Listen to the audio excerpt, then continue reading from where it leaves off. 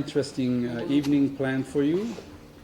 And I'm going to say a few words before we start, and because we want to acknowledge the folks who made this possible. And I have to start with el Taller Boricua, Centro Cultural de Julia de Burgos. And Marcos, if you will please stand, for those of you who do not know, Marcos Dimas, the artistic.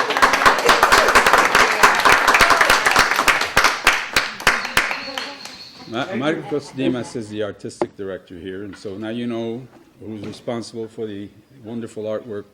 He doesn't do the work, he hangs it. He's a curator, but he can, and he's had his own. At least as good, maybe. Depends on who's looking better. De todo modo, Marcos is good people, and he let us use this space for this event, and we're grateful to him.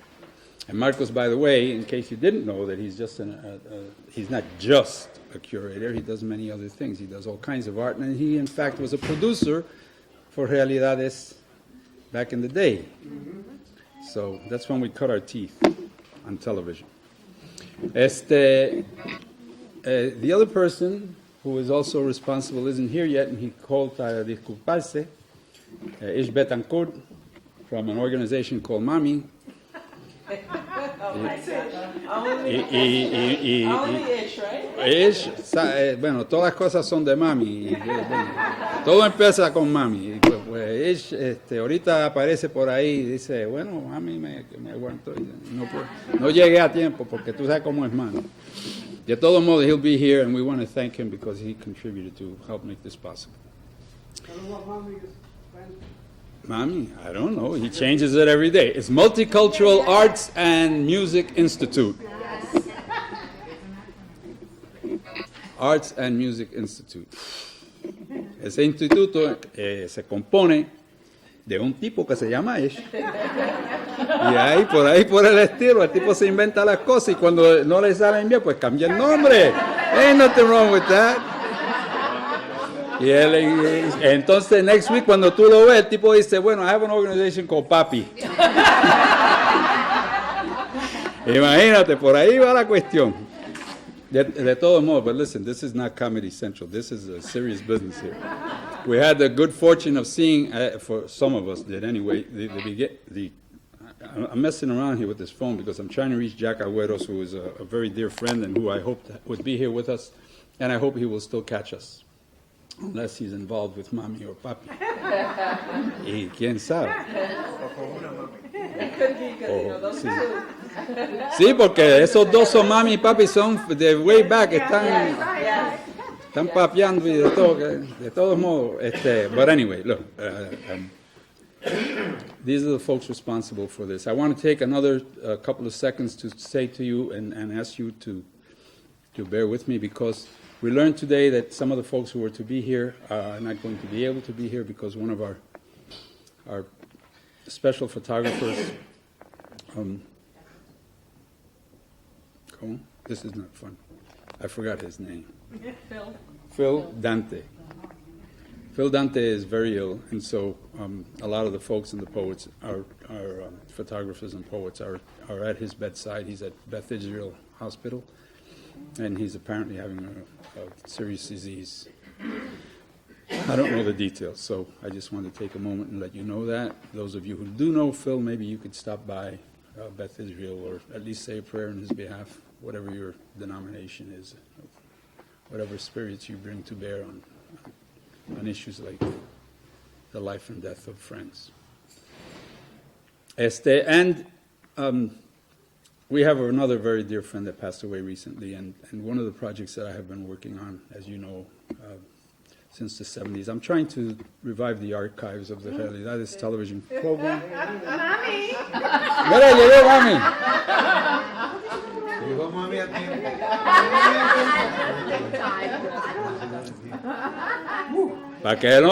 Para que los que no lo conocen, este es el mamito, el papito. Se siente, Ish Betancourt, he's your sponsor tonight. Oh, thank you.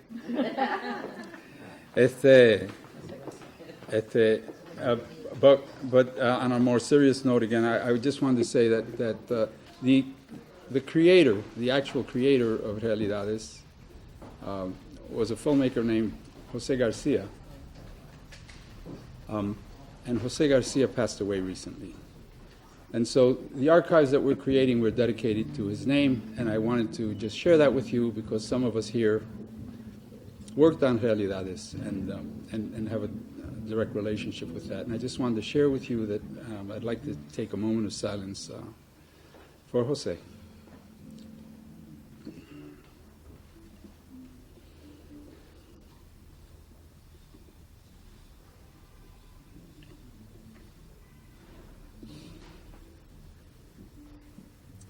And I think that Jose would want us to continue the party. So, don't shed tears for Jose. Jose had a wonderful life, and he's going to a wonderful place to be cared for. And I'm not sure if Mommy or Papi will take care of him, but he's going to be well where he is.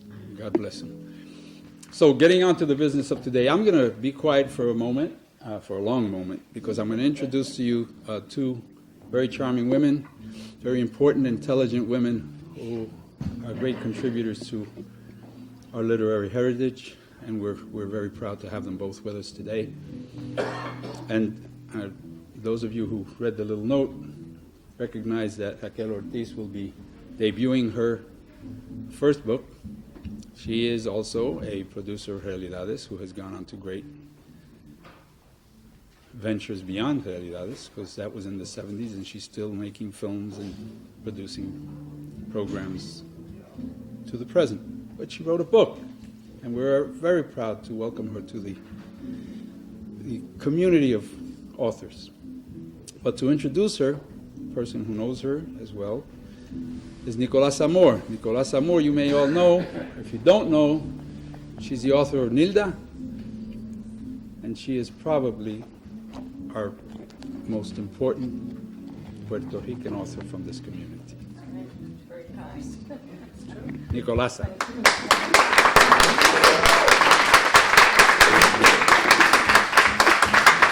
That's very kind. Thank you very much. Tonight I'm really very happy to be here. Estoy muy orgullosa. And instead of giving you her biography, which we can see on the internet, I want to talk a little bit about what it was like for women like ourselves. My first book, I was a visual artist first, and my first book came out in 1974. And during that time, there were all of a sudden on Channel 13, because we were absolutely invisible as artists anywhere, there was this program called Realidades, and I was, wow. And it was Humberto Cintrón, it was Jose Garcia, and it was Raquel, and it was Dilcia Pagan. And it was such a joy for me to see this on television. And all of this inspired me. And then as I began writing, I was by myself for a long time. For some reason, in the literary movement of Puerto Riqueñas, now I'm not talking about other Latinas, I'm just talking about our Puerto Riqueño group, there were not too many women writing. There was a wonderful Piri Thomas, who I read before I became a writer, and I was inspired by him, and there were poets, but there were no women writing. And I was a visual artist, and I began to write. And all this time, I know we had so many stories to tell. And Raquel at the time was working in Boston. I remember we had a meeting in Boston. We tried to get something for our people on television. It didn't happen. But she's been struggling. She has done films. Mi Puerto Rico, her award-winning film, is a wonderful film. I don't know if you saw a bit of it there. She's produced many other programs. She's never stops trying to do something in the arts. And she's always true to herself. This is what's important, that when you write, you're true to yourself and you know who you are and you know where you come from. And that's very important. And her work has never been flawed in that way. And she surprises me by now writing a book. Yay! It's a wonderful book. It's a wonderful book. Like all the good Puerto Rican writers that I've read, Judith Ortiz Coffer, Esmeralda Santiago, Alba Amber, there are so many. When I read their books, I'm just filled with pride because, we need more writers. There are not enough of us. And there's enough to suit it. We should have enough writers to suit every taste. There's a room for everyone. And so in reading these books, you will find something about yourself, because everybody writes their experience, and each of us has, we all have a common experience, and we all have a special experience. And that special experience is what really touches you in the heart. And just browsing through the book, I think her prose is quite wonderful. And she's going to read for us. We have a big treat, and it's so wonderful to see her and looking so wonderful after all these years. We haven't seen each other for about 10-something years like that. Anyway, I give you Raquel. Please welcome her.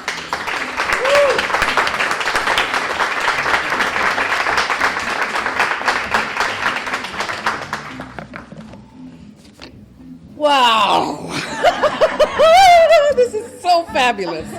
You know what's fabulous? It's not so much that I wrote the book, but that you're all here. And this is like a reunion. And it began thanks to Pedro Pietri. Because, of course, when he passed away, he's left us lots of beautiful poetry and stories. Lots of reunions came after that, including the one around him. And so the Realidades reunion came around that. And that's how I reconnected with Humberto and with Dilcia and with Marcos and with a number of people. As a matter of fact, right in this very place. So reunions are very important. And the more mature and gorgeous and rich we get, the more important these reunions are. So I'm very grateful to Pedro and, of course, to Humberto and Marcos and Ish of Mami for making this possible. And I also have to tell you a story about Nicolasa, who actually gave me the great gift of reading my first story and telling me there's a couple of things here that you have wrong that need to be corrected, but you're on the right track, don't stop. And so I didn't, because at that point in time I figured, what am I doing? I'm a producer, I'm not a writer, this is nuts, okay? And I was blessed to be able to be accepted, given a grant to go to the McDowell Artist Colony, which is a residency for artists. And if you apply and you're lucky enough to get in, they give you a studio and a place to sleep, and you can do whatever you want. You can read, you can write, you can work, you can sleep, you can rest, you can walk in the woods.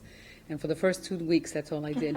But when you get into the studio, one of the things that they tell you is that they have these tombstones, which are just the shape of a tombstone in wood. And the people who go into those studios write down their name. And I read every name on every chart, and all of a sudden I see Nicolás Zamora's name. And I went, yes, I'm in the right place. So I knew that I was on the right track. And then someone that I was very good friends with, who allowed me to visit her studio, because you can't visit people's studios. That's total private space unless you're invited, which is a blessing. They bring you your lunch in a basket. ¿Te imaginas? Divino.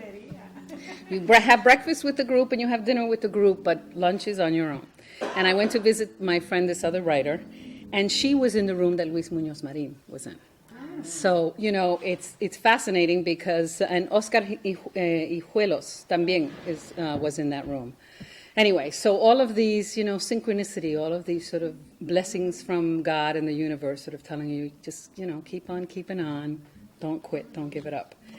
And that leads to the idea of how I began to write this book, which is in a sense how I also left, and I'll be brief, how I left my wonderful good job at WGBH with a pension plan and benefits and all that jazz to become an independent producer, because we needed to have more control over our stories and how I got to writing.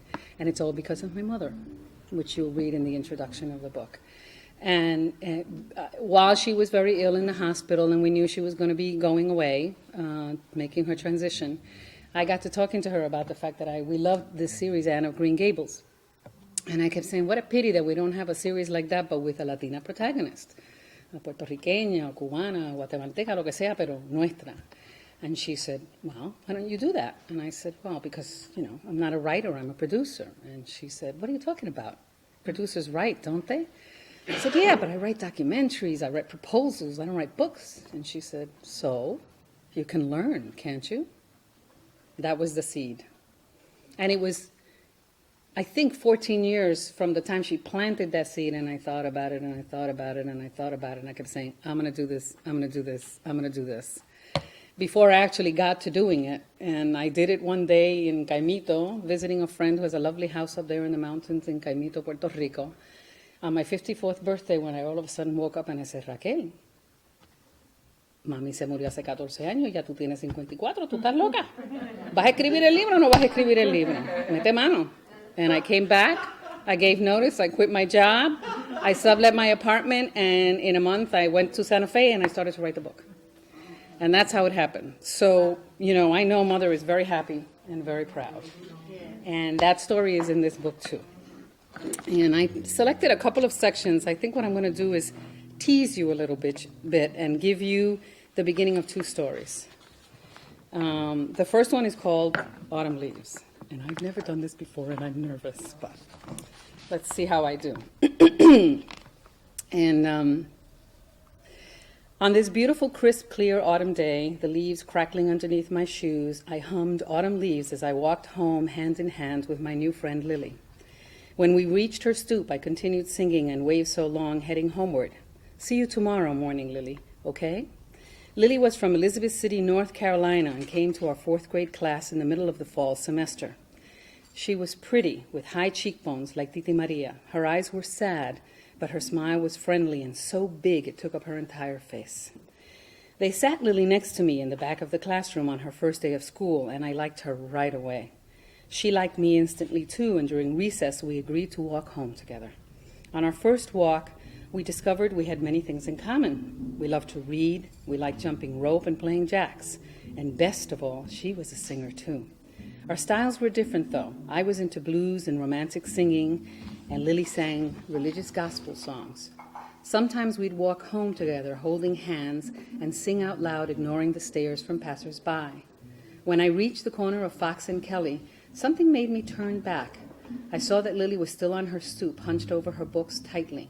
There was a group of older boys in front of her stoop, leaning against a car, talking loud and teasing her.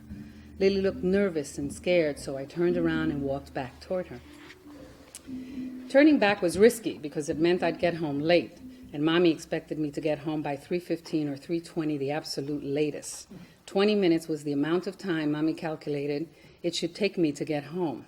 So if I didn't arrive within that amount of time, she'd be on the lookout for me, worried or angry, more likely, both. The fact was, I usually couldn't wait much longer than 3:20 to get home anyway, because by that time my bladder was almost always bursting to let go of the milk and the juice we'd had during snack time and lunch. My teachers at PS 62 rarely let us go to the bathroom, except during recess or lunch when the lines were long and the bell would ring before you could make it. So Mommy and I had a special routine for when I arrived by 3:15. She'd be looking out the front window, expecting to see me turn the corner. Then she'd buzz me in and quickly open the apartment door wide open. When I could, I'd race up the stairs, which is really difficult when you're holding your legs tight to keep from peeing on yourself, throw my books on the floor, and head right straight for the bathroom. Sometimes the warm pee would dribble down my legs as I climbed the stairs, which was embarrassing and made me really angry. Other times I could barely make it up the stairs, and I'd have to stop every couple of steps, squeeze my legs together, slowly crawling all the way up to the apartment, then down our long hallway to the bathroom like a semi-crippled person. That's when my stomach really hurt. When this happened, I'd get goosebumps all over my skin after I peed. I never understood why, with so many bathrooms in school. They didn't let us use them, but teachers had a lot of strange rules back then. Now I was worried about Lily because she looked so scared, so I forgot I had to go to the bathroom. Maybe I just didn't have that burning urge to pee because I didn't drink the tomato juice they gave us during recess. I hated V8 tomato juice. It tasted grainy, like it had sand in it, and it wasn't sweet. Juice is supposed to be sweet, isn't it?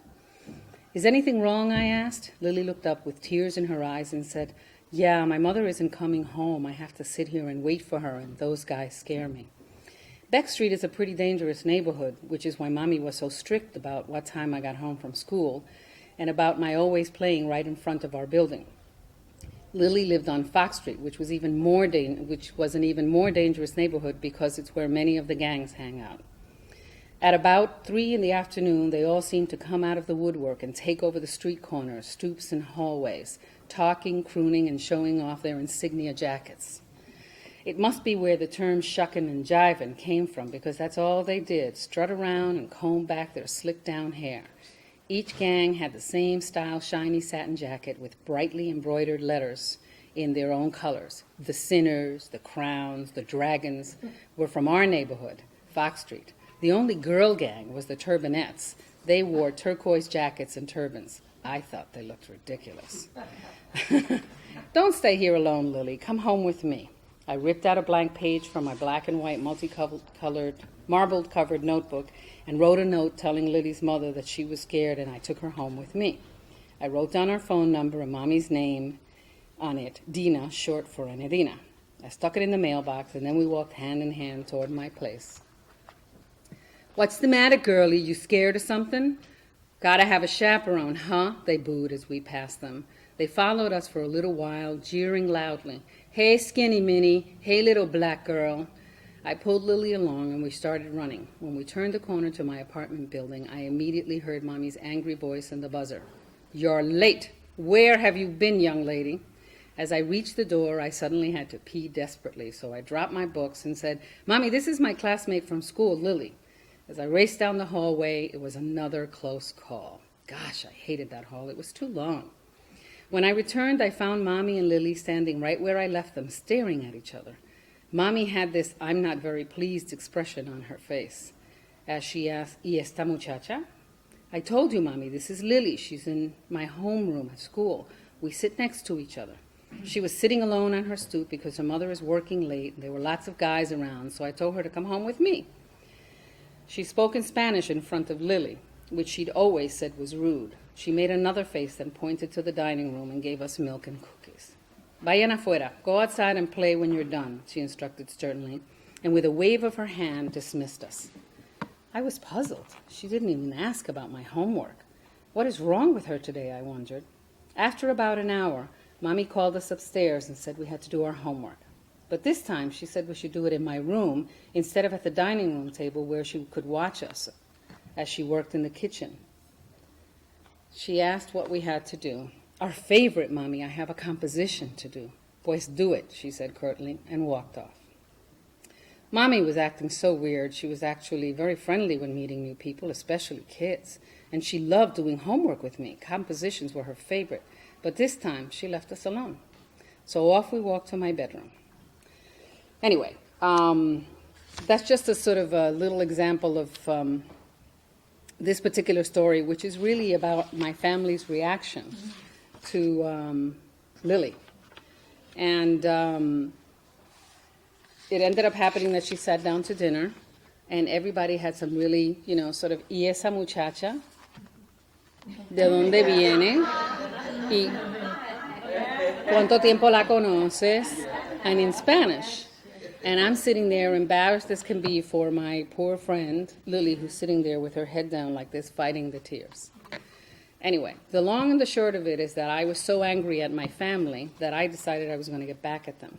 And the way that I got back at them is that I brought Lily home every week for 2 months for dinner. And I never told my mother. I just showed up with her, and she became a part of the family. But the composition that I wrote, which ends the story at school, goes like this. Color. What is color anyway? When you're a kid, color is just a word that describes the crayons we use in art class or the clothes we wear. It's not till you're older that you're taught it's something more. This week I learned that the color of people's skin is sometimes a problem, and I'm sad to say I learned this in my own home from my own family. This week I learned that my family is prejudiced. I'll never forget the look of surprise on my mother's face when I brought a new girlfriend home. At this time, I couldn't figure out what it meant, but I soon found out.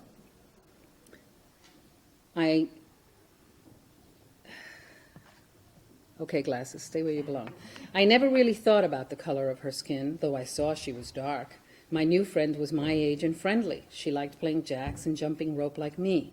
I brought her home one day because she was lonely and scared, waiting on the stoop for her mother to come home from work.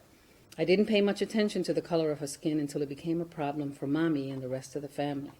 I was shocked and angry when I heard what Mommy and the other adults said. They said, you can play with them meaning los negritos, but you didn't bring them home, and you don't marry them either. We need to better the race, you see. Well, these are lessons I refuse to learn.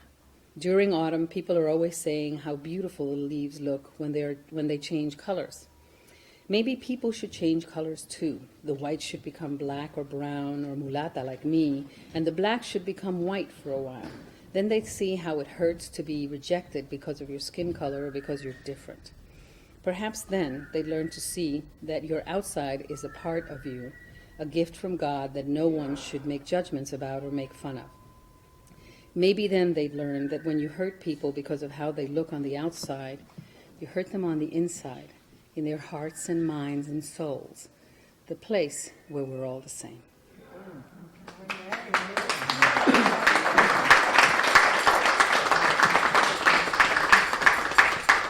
Thank you.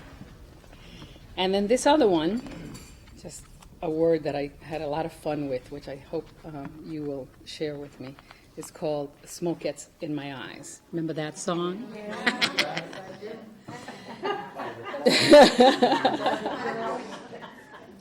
My friend Rosemary was a skinny, 6-foot-tall girl, and like me, she wore glasses.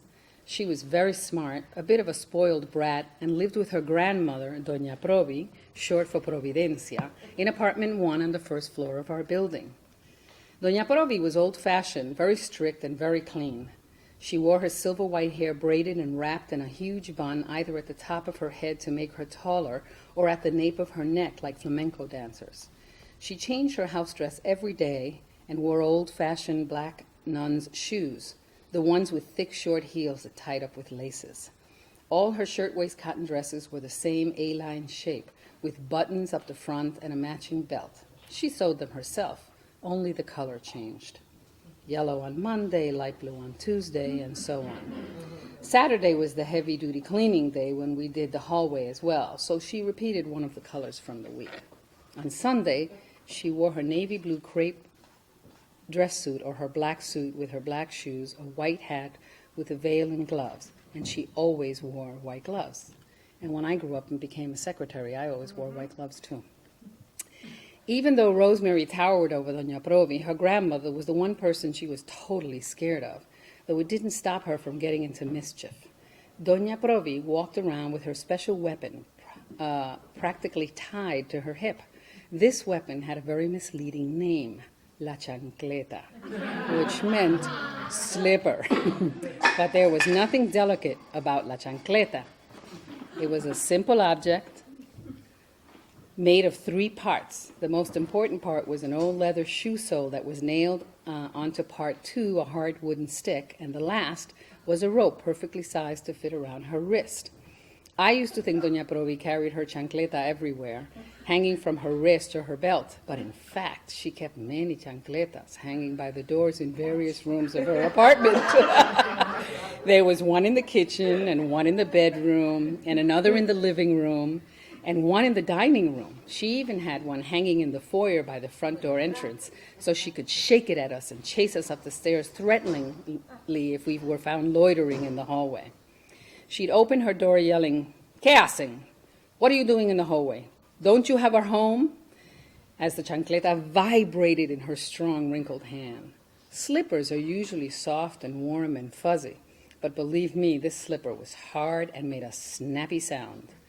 Doña Provi's favorite pastime was sitting by the window of her first-floor apartment, watching los kids, as she called them, coming and going. As the oldest adult in our building, even older than my grandparents, Doña Provi believed it was her job to keep us kids out of mischief, sort of like our own private truant officer at 748 Backstreet. She must have been at least 50 years old when she was born, I think. And now, though she was in her 80s, you'd expect her not to be able to chase us around. She had the energy of a 25-year-old where her self-proclaimed truant officer duties were concerned. Many times throughout the day, we'd hear the sharp crackle of her weapon snapping against a wall, the kitchen table, or on the sofa, scaring the daylights out of one child or another. Sometimes she'd snap it against her thighs. "¿Quieres? You want this?" She'd taunt, pointing la chancleta at you menacingly. "It's right here waiting for you," she'd say, with a very terse look on her face. Doña Provi and her special homemade weapons were famous for blocks and blocks, so much so that the few kids from other neighborhoods who played on our block were always on their best behavior and ever so courteous in her presence. I'll bet their parents would have liked to see that. Anyway, So the story goes on, and I'm going to skip here a little bit because it's, how Rosemary got the chancleta, and that's the fun part of it. So she knocks on my door. She's my friend from downstairs, and she says, here we go. When we were 12 years old when Rosemary cajoled me into following her down to our basement, saying she had a secret to share with me. When your father is the super in the building, you have access to the boiler room, which is a good place to hide and yet be able to hear when you're being summoned. Rosemary, Brenda, and I spent many hours hiding in the basement, sharing stories, secrets, and dreams. As I followed Rosemary, I kept smiling. Will you tell me the secret already? What is it? I kept asking, The secret, as it turned out, was in a small brown carved wooden box that Rosemary pulled from a space on the wall in the boiler room where a brick was missing. She opened it to reveal a pack of Lucky Strike cigarettes, the one with the big red circle in the middle and the slogan, Lucky Strike means fine tobacco. I've decided I want company, Raquel, so it's time for you to learn how to smoke. Rosemary declared as she struck a match, lit the cigarette, then blew out the smoke dramatically like an actress with years of smoking experience. She repeated this action many times, insisting I watch closely as she showed me how to hold a cigarette and inhale smoke like Betty Davis or Joan Crawford. After a few drags, she passed it on to me. At first, I dragged lightly into my mouth, but didn't swallow. Then I blew the smoke out, trying to make circles, but got it in my eyes instead. Ugh, tastes bitter. It burns my tongue, I said to her. It'll grow on you, she responded like a gym coach. Keep practicing. After a few puffs, I inhaled deeply, then started hacking and coughing uncontrollably. Shush, they'll hear you. I started to put out the cigarette, but she whispered, What, are you crazy? Don't waste it. They cost a fortune. She grabbed the button from me and finished it. While I fought the dizziness, I felt in my head and nausea in my stomach. Okay, I'm done, said Rosemary. Now it's time to brush our teeth. Brush our teeth? With what? Our fingers and some toothpaste I keep hidden here. See? Rosemary was always prepared, especially for mischief. She even had a bottle of Coca-Cola so we could rinse our mouths and perfume, too. We brushed, gulped a swig of soda, then sprayed ourselves with agua de Florida toilet water and went outside to jump rope. So the story goes on, basically, that we kept practicing, and I finally got really good at smoking and making the circles. And one day, we decided that we were going to do 2 cigarettes because we were so good, and Rosemary really liked smoking. And unfortunately, her mother, who rarely visited her because she lived with her grandmother and her mother was remarried and lived with somebody else, came and caught us. And when she caught us, she basically caught me with the pack of cigarettes in my hand, and I was the last one puffing, so I was the bad guy. She took me upstairs to my mother, told my mother that I had been teaching her daughter how to smoke cigarettes, blah, blah, blah, blah, blah, blah. So I was really annoyed. I got spanked. I got spanked so hard on my hiney that I had to stand up for meals for the next 2 days. And thank God it was a weekend, because if I'd been in school, I would have died of embarrassment. I probably would have killed myself first. So I had to get back at Rosemary. And I decided I'd use my allowance to buy another pack of cigarettes and put them in the basement. You could do that in those days just by saying they were for your parents. Then I convinced Rosemary that it was safe to smoke again. After we had each taken a few puffs, I said, oh my God, I've got to run. I forgot I have to go to La Bodega to see you later. I gave her my unfinished cigarette. Now she had one in each hand. I ran quickly upstairs and made a lot of noise so Doña Provi would open the door and ask about Rosemary, and she did. She's in the basement, I said. Then I ran around the corner as if I was going to the market, but I sneaked into our courtyard instead. Doña Provi got her chancleta, and a few moments later I heard her exclaim, Muchacha, what are you doing? She said in her thick accent, ¿Qué haces? She caught Rosemary in the act and whacked her. Once, then twice. That was the second time I actually saw Rosemary get la chancleta, and even then it was only 2 whacks. But she wailed like she'd been beaten to within an inch of her life. I couldn't believe what a spoiled ninny she was. Later that afternoon, though, like the well-trained little Catholic girl I was, the guilt began to well up in me. I asked Mommy for permission to go downstairs, then meekly knocked on Doña Provi's door and asked if I could visit Rosemary. Doña Provi said yes, but only for a short while because she's being punished. I guess Rosemary didn't realize that I had ratted on her to Doña Provi.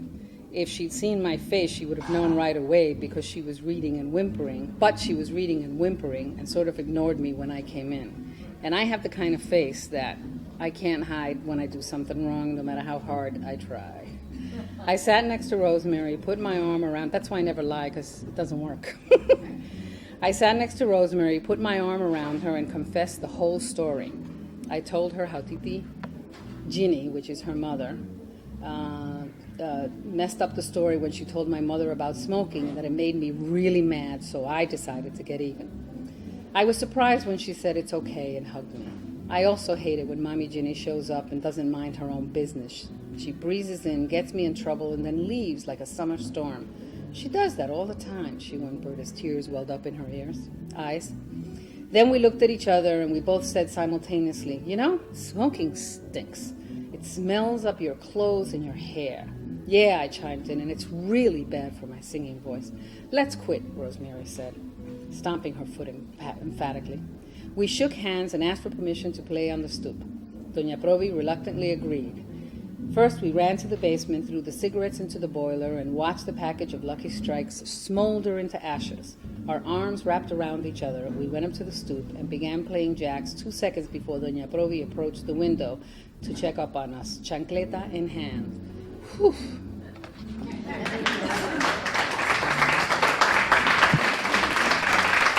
Sorry.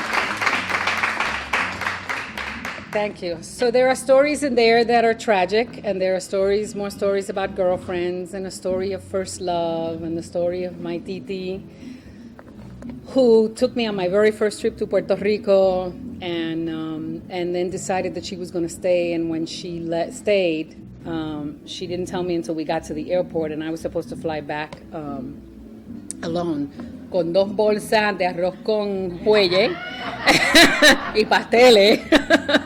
And she gave me this little silk purse that she used to wear around her neck. And in the silk purse was this lovely little emerald it's our birthstone. Hers and mine and my mother were all May babies. And that's where the title came from, the silk purse. And also because my therapist said to me that I managed to turn my life from a sow's ear into a silk purse. Yeah. So thank you for coming. Yes, I was going to say, if you have any questions, I'd be happy to answer them. And actually, we could share, because Does anybody have any questions? there are lots of or questions anything people to want to ask share? of authors sometimes. You know, at all? I mean, what's so nice about these books is the common experience. But I mean, we all remember stuff we did. My mother would have been arrested for a child abuser. Right. La paliza que nos daban. Those flying cocotazos, you know, and then those the pellico there. And then when they come back and they tell you it hurts me more than it hurts you, and you look at them and go, yeah, right. You know, so there are so many stories, because, you know, I think the wonderful thing about the world we live in and the planet we live in, some of the marvelous things is you look when the sky is falling full of snowflakes, not one of them is like the other. So these common experiences that we have are always rich. And no matter how many of us write, even about the same themes, about mothers, about abuse, about triumph, it's always something that we can identify with. And it's like if everybody here in this room were writing a story and I gave you one theme, I guarantee you that every story would be different and every story would connect with the other person.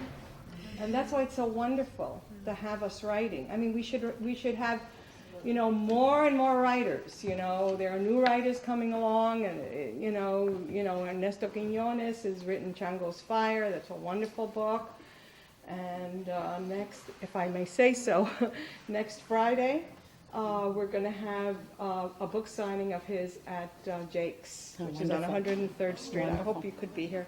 But what wonderful is for me, because I'm female, is when I see women really talking about how we feel and how we were, you know, because very often, you know, although I grew up with 6 brothers, and I love everybody's work, but when a woman writes and a Puerto Riqueña writes, it really is from the heart, and it really is connecting. So, And it's very important because I remember when I read Nicolasa's book, you know, and at the time it was the only book out there, and just the fact that there was another young person who wrote about a young person whose name was Nélida, who was from the Bronx, Nilda, perdóname, who was from the Bronx, right, it touched me in a way that made me think that telling story was an important thing. yeah, it's all storytelling, and we have a lot to tell. We're a very interesting group of people.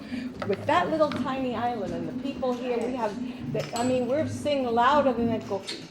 We have wonderful artists. We have wonderful music. And it just keeps growing and growing and growing. And this is part of it. So, you know, support her, buy the book, and you can have it inscribed by the author herself. How good is that? Support all of us. Because one of the things that Nicolasa said before, which I think is really, really important, is that we need Latino and Latina writers who write everything, who write about science and who write about history and who write personal stories write about and who write plátanos. fiction or write about plátanos, lo que sea, to write everything. We need many of us out there, and the more of us out there are, the better we are. And the publishing world still feels that, well, all right, we have Esmeralda story, so we don't need another, you know, No, we do. memoir. But we need all of them. We need all more of them, about everything. because that's part of the legacy that we leave behind for the following generation. Oh, yeah. All right, have any budding writers in the audience? Don't be shy. Yes. Well, the time is now. Well, Yeah. I'm thinking about that. Writing workshops would be great. Yes, that's a possibility. Absolutely. I'll be happy to do that. Okay. Well, I want to give my very heartfelt special thanks to Marcos, to Ish, to the Julia de Burgos Center and Taller Boricua, and especially to Humberto Cintrón, who had the idea that he wanted to have a book reading and signing for me, and he pulled it off. I didn't do a thing. I just showed up. How great is that?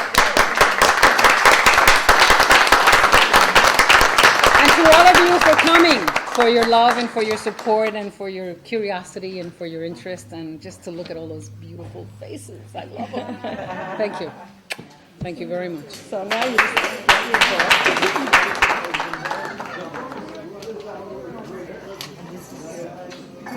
Mencionaste una reliquia familiar que te dio tu tía cuando te mandaron a Estados Unidos y ya se quedó. ¿Aún tienes esa reliquia familiar? Pues sabes que tampoco la tengo porque me la robaron. Eso sí que, ¿sabes? Te pueden robar muchas cosas, pero cuando te roban algo así tan personal, tan único, eso sí que hiere mucho el corazón. Una esmeralda, que era la esmeralda de la familia, y como mi mamá y mi tía y yo, las tres somos nacidas en mayo, pues era muy especial. ¿Tú ves eso hoy ese tradicionalismo? ¿Se palpa hoy en tu experiencia en la comunidad puertorriqueña? Yo creo que sí existe todavía, pero no tanto, se ve mucho menos. Creo que todavía se ve más en la isla que acá, pero sí noto que se ve en otras familias que no son puertorriqueñas. Ahora están viniendo muchos suramericanos a este país y ellos guardan mucha más de la tradición que yo recuerdo como cuando era niña. Pero hay varios, casi todos los miembros de mi familia, mis primas, por ejemplo, esa generación, son bastante tradicionales todavía y guardan mucho de la cultura y de la poesía y de las costumbres de cuando yo era niña. Además de los pasajes que nos leíste de tu libro, ¿hay algún otro aspecto de tu libro que quisieras destacar ahora?